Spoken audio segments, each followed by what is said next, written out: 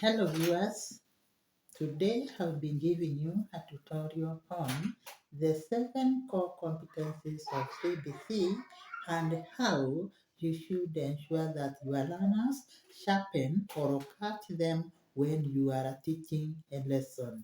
Do remember that there is nowhere where you can prepare a substrand of the core competencies and carry them to class and tell the learners, today we are going to learn about the core competencies of C.B.C. No, but as you deliver your lesson, as your learners participate in it, at the end of the lesson, they will have sharpened all the 7 core competencies of C.B.C. Now, these core competencies are: 1. Communication and collaboration. Then 2. Critical thinking and problem solving. Number 3. Imagination and creativity. Note it is imagination and creativity and not vice versa. Then number 4. Citizenship. Then number 5. Digital literacy. Number 6. Learning to learn. Number 7, self-efficacy, or what we call self-esteem. Now, as you facilitate your learners, you will make sure that these 7 core competencies are being sharpened in whatever participation they are doing in class. So for today, we are going to pick number 1, communication and collaboration. In definition, communication is simply passing or exchanging information. And remember, there is a traditional way of passing this information, for example, through oral speaking, or through writing, which means in class, you and your teacher traditionally, you will be communicating, you'll be talking. And other times your learners will be writing and communicating to you through writing. Then there is also the other style of digital communication where your learners may use the digital devices, for example, a phone, maybe their laptops, and so on and so on. Even when your learners are watching, let's say, a video in the class, that is a digital way of communicating or passing information. So from there, after defining communication, let us now look at what is collaboration. Now, collaboration is where the learners are cooperating, they are responding. Both the teacher and the learners are working as a team in order to achieve the objectives of the lesson. If I may give examples of the teacher collaborating in class, the teacher will prepare the substrate and come with it in class. The teacher will also collaborate by engaging the learners in the stipulated activities of that lesson.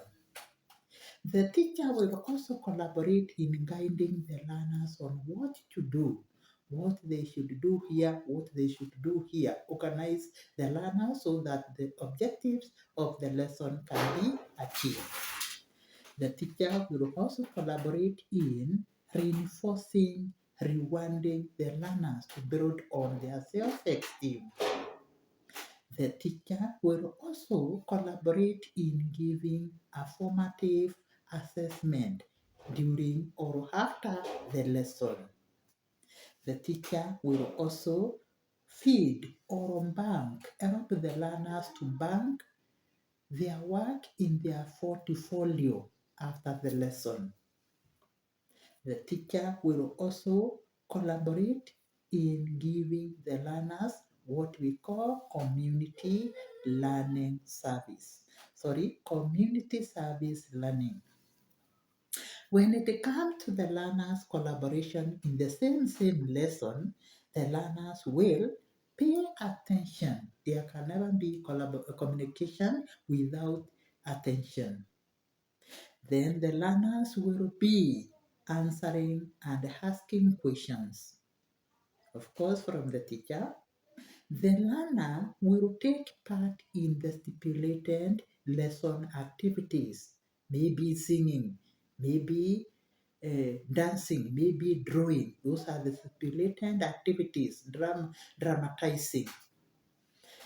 The learners will also be responding or will respond to the formative assessment being given by the teacher.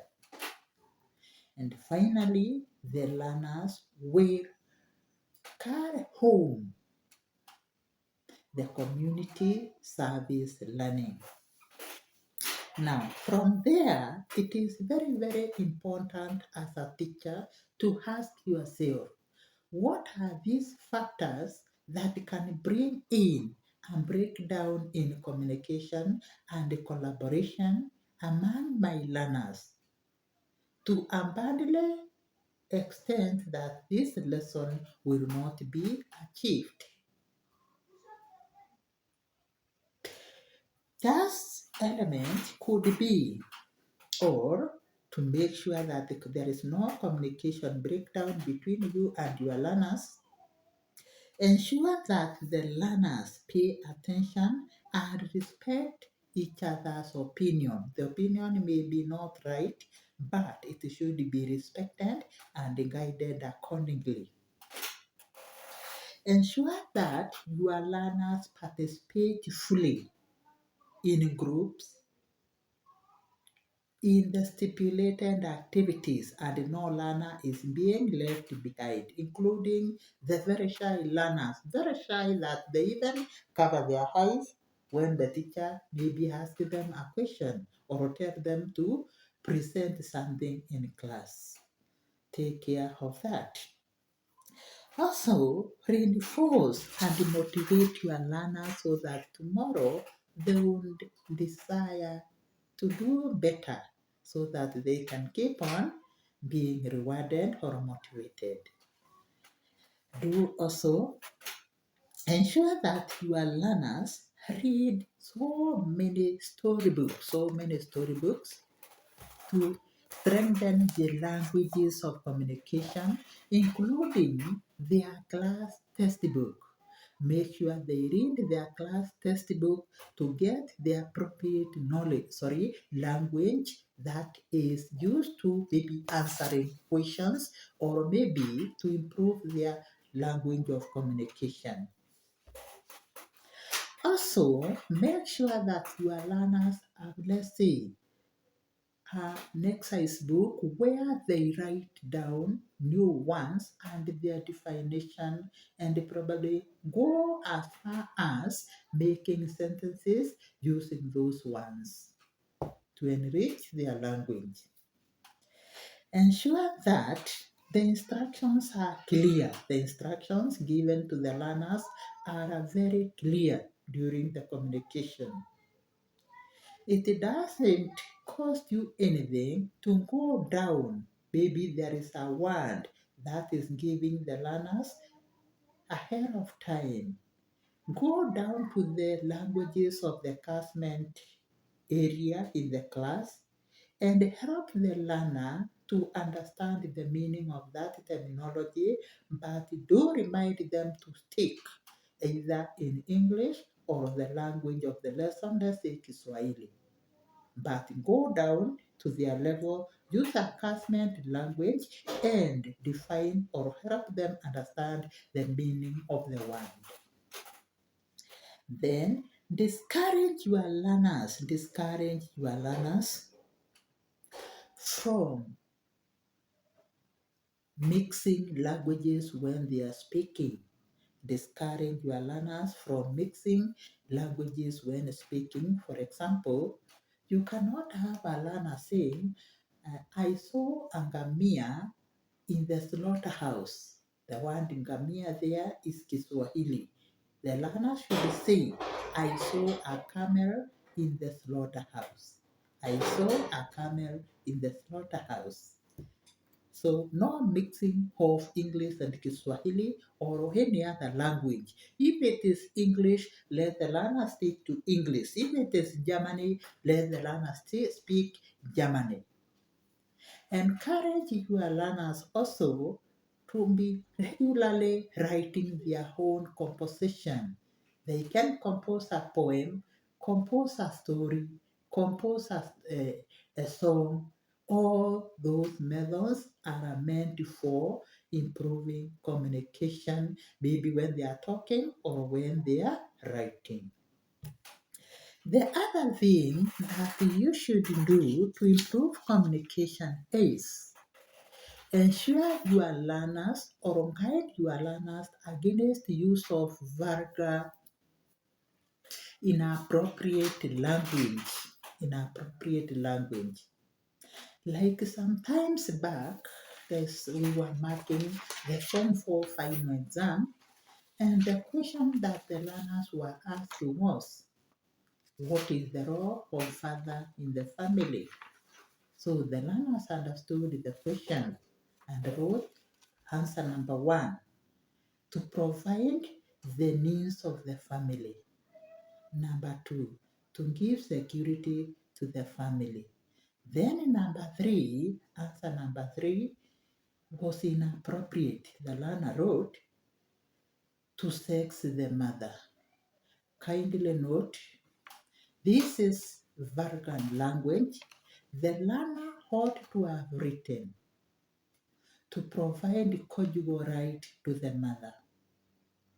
Still in the same marking, there was question C. The learners were asked, what are the causes of divorce? The learner wrote, one, conflict in religion, which is okay, it is correct. Number two, quarrels in the family. This is also correct. Number three, the learner wrote, when the sex organs are not equal. Kindly guide your learners against vulgar language when it comes to the communication or when it comes to communicating orally or through writing. Also, another thing that you should warn against your learners is on public ignorance. Public ignorance, remember, wherever we go in public, there are things written here and there, maybe to give us direction. I went to a particular church, I'm not going to name the church here, and the toilets, the doors of the toilet were written this way. Probably the person who wrote, maybe the one who was painting and decided to write, did not care or did not know. So he wrote here, toilet for men's. Kindly, I hope you are seeing. Toilet for men. This is a very wrong English. We cannot have S here because already men is in plural. And to make the matters worse, the other side it was also written toilet for women's. There is an S here. Again, we cannot have this. We cannot have a S here because women is already in plural. So when the learners come across this in that church, they may be tempted to go back because they thought this is correct English and write something, a composition, the men's and the women's. This is wrong. Another question in public is branding. The branding. The matatus are very naughty or notorious in this branding. I met or I have personally seen a not written classic hotel or classic bar. I have seen them somewhere, maybe in Nairobi. Mm. You can see classic is written with a K. So it is classic hotel, another one classic bar. Kindly note, If your learners come across this and they are not guided, they will be tempted to think this is correct English, which is very, very wrong. I've also seen in Kiswahili another written, it is written here, karibuni check V, not karibuni, karibuni bukule, meaning karibuni mukule. So check just mistakes or caution your learners against just mistakes. And when you do that, as your learners mature, as your learners grow, then they will be effective in communicating and collaboration.